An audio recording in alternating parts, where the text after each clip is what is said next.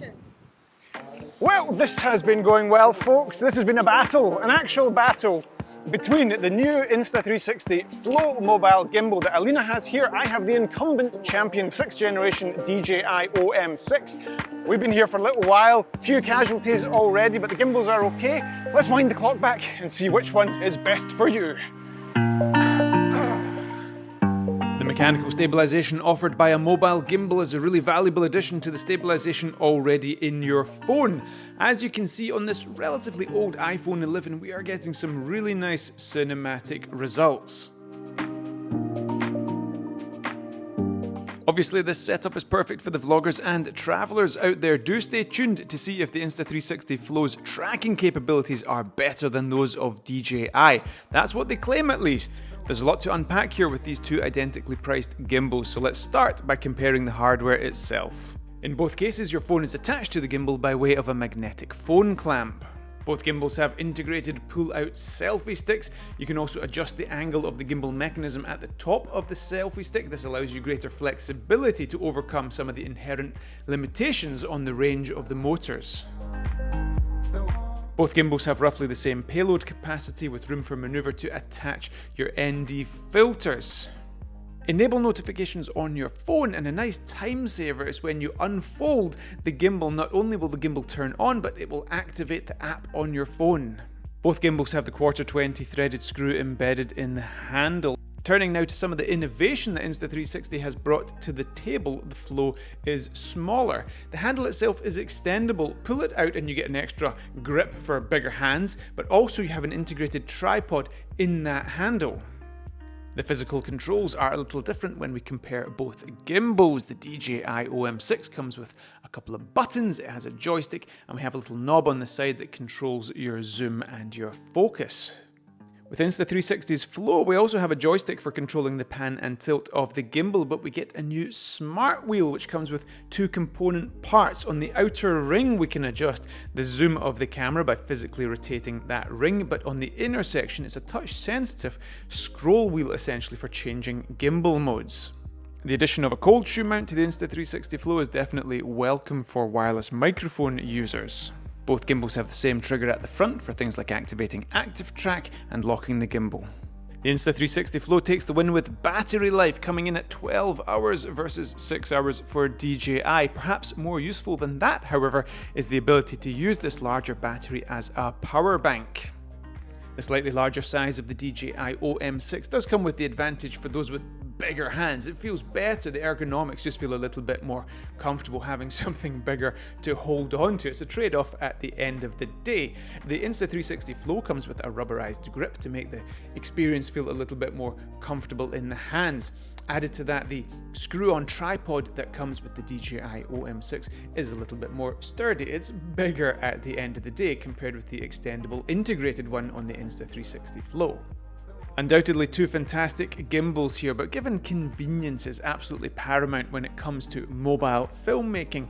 The integrated tripod of the Insta360 Flow, the quicker setup time, the convenient cold shoe mount, the extended battery life, and the ability to charge your phone on the go, doubling it up as a power bank, they're all fantastic additions to a mobile gimbal. So physically speaking, I think we give the edge to the Insta360 Flow. Turning our attention to the software, the DJI OM6 uses its Mimo app. Insta360 Flow uses its Insta360 app, the same app it uses for all the 360 cameras and all the other products in its range. It's quite a creative powerhouse, and I was curious to see how it would translate to this new gimbal. Both apps have clean interfaces and are easy to use. Settings are easy to find and change in the various menus, and both give you full manual control of your exposure, which is absolutely essential when it comes to using ND filters for more advanced users. Both of these apps offer tracking functionality, Active Track 5.0 with DJI and Deep Track 3.0 with Insta. Now, Insta360 were super keen to impress upon us in the lead up to this video that their tracking technology is better than DJI's, so we've put it to the test. Kicking things off with a basic tracking test. Here you can see we've used both apps to identify Alina. As she darts from side to side, it's really cool to see those gimbals rotate and tilt and do whatever it takes to keep Alina in the frame, and both are doing a great job. However, what if Alina goes out of the frame for a second? Can the gimbals latch on again to their subject? Well, Insta360 have added person re-identification and always on tracking in an attempt to deal with that issue, and they claim it's better than DJI. So let's start with DJI and see what happens if Alina goes out of the shot. Righto, tracking Alina, away she goes, crouches down, and oh, up she comes. Okay, well, she didn't go out the shot there, did she? Crouch down again, and oh, we've lost her. Is it going to re-identify with DJI? No, it's gone, it's toast. Right, the active track is over. Let's try that again just to make sure that that wasn't a bad result. So away she goes, crouches down behind the rock, tracking. Nope, tracking is done. Can it re-identify her when she stands up? No. Unfortunately not. Same test this time with Insta360 Flow. Right, away she goes to the same spot, down she goes, she's out of the frame, we get an amber box. What's happening? Up she comes, person re-identified, down she goes, she's out the shot, amber box, let's wait a second, re-identified. We'll go over to the same second spot. Let's just make sure we have a fair test here. Down she goes, out the shot. Right, amber box again, tracking has been lost, but can it pick her up again? She's going to stay there a while. Is the app going to give up on us? Okay, surely it's going to give up by now. And there she is, re-identified. Very, very cool. Jumping back to DJI's active track, what if Alina, who's being tracked at the moment, is obstructed by me? Well, as you can see, it's just picked up the track of me straight away. Now, we don't want that. We want Alina to be tracked, not me. I have stolen the active track from Alina with the DJI OM6. Let's run the same test with the Insta360 Flow. Here I come, obstruct Alina, amber box, but Alina remains the track. Now what if I go in front of her and just completely obstruct her and try and steal the track? It's all about me. This video is all about me, but Insta360 is having none of it. We get that amber box. It knows that I am not. Oh, and there comes Alina. Oh, cheerio, Stewart. It's not about you. It's all about Alina.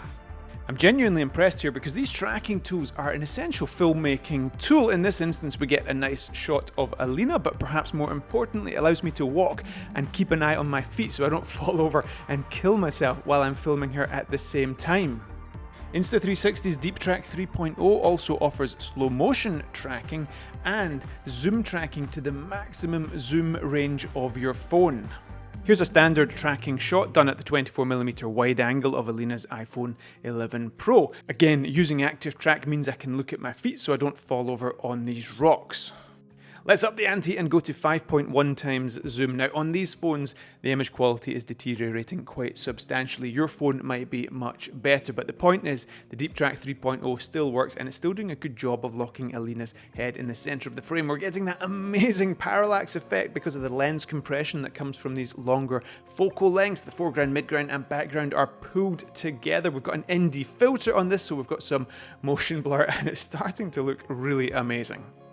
Check out this new zoom tracking recovery on the Insta360 Flow. I'm too busy watching my feet. We've lost Alina, but the camera automatically zooms out. Oh, it zooms in, it zooms out again to try and find Alina, and there it does. It locks on her face again. I think that's absolutely amazing. If that was the DJI OM6, we'd have lost the track the second she was off the frame. Since we're focusing on the differences between these two gimbals, we won't spend too much time looking at all the other functionality, but know that both of these gimbals and apps are packed full of additional features.